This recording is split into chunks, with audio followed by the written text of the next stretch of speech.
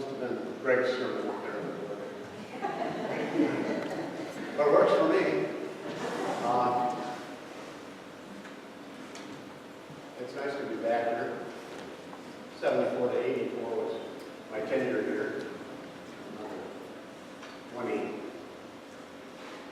years in Twin Cities in retirement. Never moved from town. Those who often get confused when they see me around again. Always moved to the Twin Cities. John Shelby Spong is an old guy. Well, maybe I shouldn't say that. Some of you might take offense. He's only about 85. Has just written another book. On my count, number 16, but I don't know. I know everything. I used to claim that I read every book he's written, but I think I've fallen behind some of them. I'm just starting the latest one of the Gospel of John. He's a retired bishop of the Episcopalian Church. And I've been writing these books, which have also often brought him into lots of speaking experiences, appearances on public radio, and so forth. He is by many considered to be a great enemy of the church, and by others, including myself, a great hero of the church. Somewhat controversial. And so this may be too, but I want you to contemplate a little bit of one of his sayings. He says in his study of the scriptures, he notices that the later, this is of the New Testament, the later the book is written, the more miracles it contains. And who can argue with the Revelation is the last book of the Bible? I mean, that's out of this world. But let's define miracles to start with. By miracle, he means that which is supernatural or breaks the laws of nature, something which occurs that you would not expect to occur as you just know how things work. Like turning water into wine. I had a nickel for every time somebody asked me to do that one. Or making it wine into seed. You know what I mean? Our sense of things is this is not how things work. When we label those miracles. I think we also label as miracles as moving it a little further. Anything that occurs that we consider unusual. Like a piano falls out of a 12-story building and kills 2 people but only breaks your leg. You may say it's a miracle. We use the word a little loosely. Or I was lucky. I always like the lucky part. Because if you were lucky, you wouldn't have gotten a broken leg, right? It's like a 3-legged dog being lucky. That's what he means by miracles. So, stick with me a while, this gets to a point. The argument is that the later the book of the Bible is written, the more you get things that seem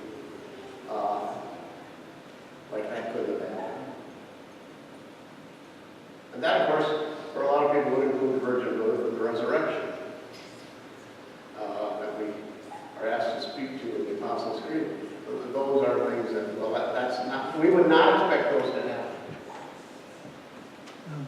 Now here comes the tricky part. I always have to wrap my mind around it. The Bible begins in Genesis and ends with Revelation. It begins with the beginning of the world and ends with the end of the world. So it looks like it's chronological. But the books were written in chronological order. And in the New Testament, that means that the first written word that finally gets put into the New Testament is probably 1 Thessalonians. Clearly, the first written words were Paul's letter to the beginning churches. The Gospels are written later. And if you read Paul's letters, you'll notice that Paul very seldom refers to any particulars about Jesus of Nazareth. Talks about resurrection.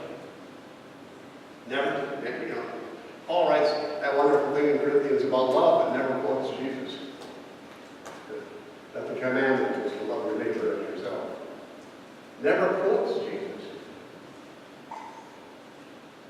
We have to say, is it possible Paul didn't have any written words? He didn't. Maybe. Maybe there was some stuff. It feels like what happens is that as this movement, which is really a reform movement within Judaism, remember Jesus says, I didn't come to repeal the laws but to fulfill them. I simply want to make my own religion better. Jesus was never a Christian, always a Jew. But as that reform movement within Judaism starts to take on its own identity and is rejected by the leaders of Judaism, which is what put Jesus on the cross, those early churches begin to say, and all they know about Jesus is what they hear from others. You can kind of see them saying, we should have something written down. A standard story. One story around which we can all unite. There are so many stories. Well, so you're getting that from Mark, Luke, and John, but why four? why four stories? My sense is that they were done in different places. So when you get the committee together and they consider all the stories, there are some, we have found them, that they just rejected. They left out. I think they included these four because the politics were such. The people over in this town really like this version. The people in this town really like this. We've got to put it all in. Because that's a lot to wrap our minds around. I mean, we tend to think we've got somehow, like Cecil B. DeMille's depiction of the Ten Commandments, the Bible came down, fully written, and landed on us. And nobody involved. So the gospel stories really have more miracles in them than the letters of Paul. That is more supernatural happening. But look at the gospel stories in themselves. It's a very late thing. The last couple of centuries, that Christmas has been a big deal.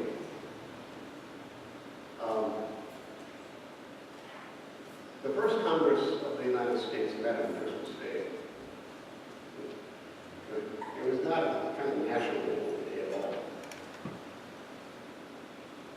And in the Gospels, only 2 out of 4 have a Christmas story. Mark has no story of Jesus' birth.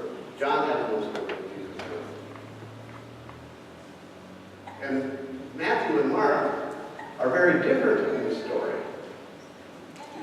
But we can put them all together as we celebrate Christmas. So here's your test for the day. In which of those, Matthew or Luke, or Matthew or Mark, Matthew or Luke? See, Mark and John don't have the story that Luke do. Well, which of those did the camels appear? With the wise men? Nobody wants to venture down. Well, the answer is neither one. No camels. Wise men are in Matthew's gospel. In which of the two, Luke and Matthew, does the donkey appear? I won't try it because I'm trying to trick you, so don't try. No donkey either. It took me years to figure that out. Actually, I learned it in a trivia question, playing trivia for soup. Always assumed there was a donkey. No donkey. The only donkey mentioned in the scriptures has to do with Jesus riding into Jerusalem. So the picture we create of Christmas is a kind of blending of Matthew and Luke. The wise men came, I figure at least 2 years later, they actually come to the scene that we put them in. They came looking for Jesus sometime later.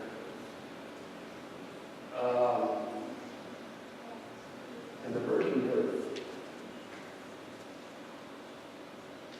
is Matthew's own, quoting from the prophet Isaiah, who says that one will come from a young woman who will save the people.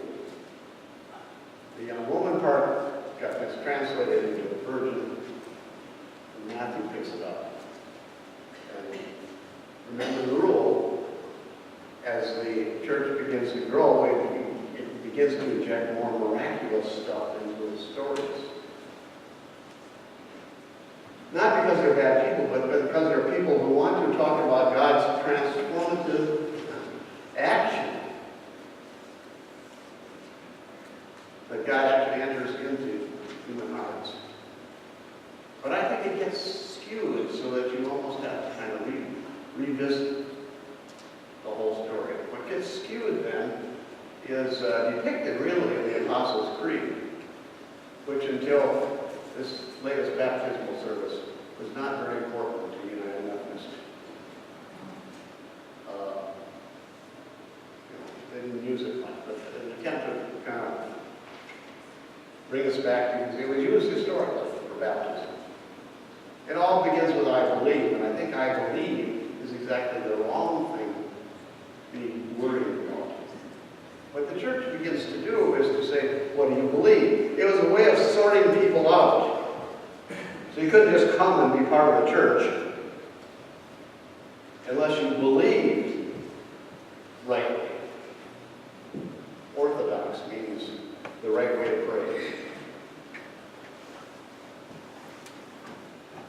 And when we make the church into I believe, we miss the message of Jesus. It's not about what you believe, but what you trust. Take the church, believe, and trust. It's all the same path. Look at the Paul story now. The book of Acts, of course, is even a little further separated from the letters than the Gospels. It's the second volume of Luke. It says at the beginning it's the same author as the Gospel of Luke. And it has a lot of stuff that kind of comes out of the heavens and changes things, changes the rules. And it's in the it's in Luke that we get the notion that Jesus isn't simply resurrected, but Jesus is resuscitated. That is, the fire department shows up and they pull a rock away. Not quite like that, but that Jesus actually comes back to life and walks around for 40 days on earth. The others aren't so clear about that. Mark seems really unclear. Nobody knows how the gospel is supposed to end. We got like 3 different versions of the end of the Mark's gospel. So then Luke picks up on that notion of the resuscitated Jesus in Acts, and that's where you get the notion of ascension. And I grew up in a small Methodist church, evangelical in its nature. We had an altar call every Sunday when I was in high school. It would have been fun to go up one of those times and shut the pastor, but we didn't. Nobody ever went out. But until I started studying religion more seriously in college, I'd never heard the word ascension. It just wasn't in our tradition. Or a lot of traditions. It's in Luke's gospel that after 40 days Jesus ascends and they see it going on. And now won't walk among us anymore, but will be with us in spirit. It's not a bad story, but it's got that kind of supernatural stuff about it. There we also get the whole notion of Paul's transformation. And Paul does talk about it a little bit in his letters, but not with any details. The details come from this book of Acts. But I, just for today, come with me and try to make this a non-miracle story. So, what do you have? Paul, who was Saul, it was Saul at the time. Saul has warrants for the arrest of any person who confesses they believe in Jesus. He plans to take it back to Jerusalem and try to squash this movement. He tells, it's told in another point in Acts that Saul was actually present when Stephen, who confessed to believe in Jesus, was stoned to death. But he held Stephen's cloak while he was stoned. It's late night stuff, you know, really stuff we want to teach in Sunday school. And so there's Saul going down the road, and there's a voice. But we all hear voices, don't we? Is that just me? You know what they say? If you talk to God, that's prayer. sorry, I forgot to talk to you, that's schizophrenia. But we do hear voices, and I don't want to make light of voices that actually are a serious issue for folks, and maybe sometimes we wonder about ourselves. The voice I most commonly hear, of course, is that another piece of pie won't hurt me. Can't there be a voice tuned in there somewhere that says no? Not that. Here's another voice. Things that a conscience, we sometimes call it, something that makes us change what we've been doing to do something else because we think that is the right thing to do. And it may very well mean us saying to ourselves, we've got it all wrong. That's what happens. Well, I had it all wrong. And now I've got it right. There is, of course, the light. The right light. You know, you can pick that with a light bulb, don't we? Suddenly a light went off in my head, and I had a new idea. You can tell it without quite so much. That's just a sort of normal human occurrence that happens to Saul, who causes him to change his identity. But there's the other guy, Ananias, also. Here's a voice, and the voice to him is the dumbest thing he's ever heard. Go pay a visit to Paul. Ananias, you're a Christian. I should go visit the person who wants to kill me. But he goes. And the coincidence of those two causes the transformation of Paul. And after 3 days, he rises again and sees. After 3 days, it's clear we don't have the notion of Jesus after. Somehow he was dead and comes again in a new way of seeing things. He sees anew, he has a new vision of things. We've been transformed. But then the church takes that and says, do you believe in miracles? I grew up in southwestern Minnesota. KEYC-TV had every Saturday night had a program on by a church in Mankato. I believe in miracles because I believe in God, they sang.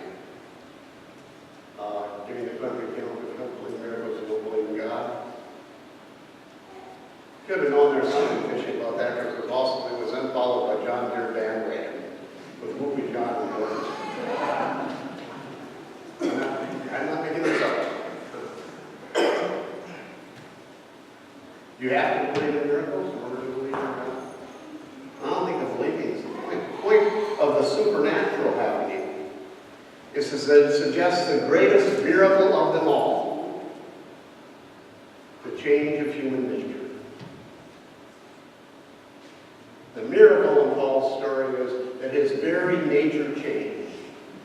What he believed to have been right, he now sees as wrong and sees a whole new way of doing things, which is going to take a lot of courage on his part. And he's going to be harassed for it. But he sees a whole new way of operating. His human nature changed. So my invitation, the point of all this is to say to you, you should come to church every Sunday expecting your human nature to be a change. You should come expecting to renew your sense that your identity was changed. Baptism is about changing our natural-born identity to say that we are going to live with the presence of Jesus in our lives. And we expect that to transform our base human nature. We are going to live with a sense for the mysterious and the wonderful. And we're going to act upon it. Now here's the problem.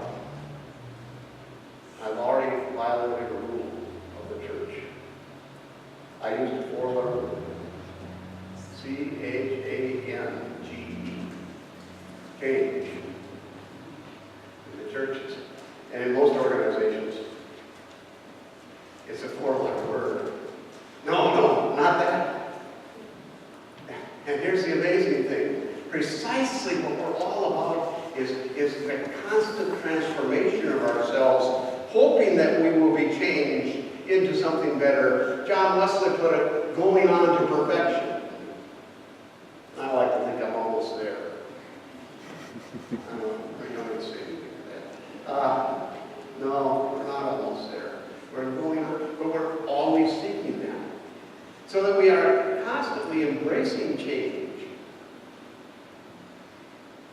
because we know we are being transformed.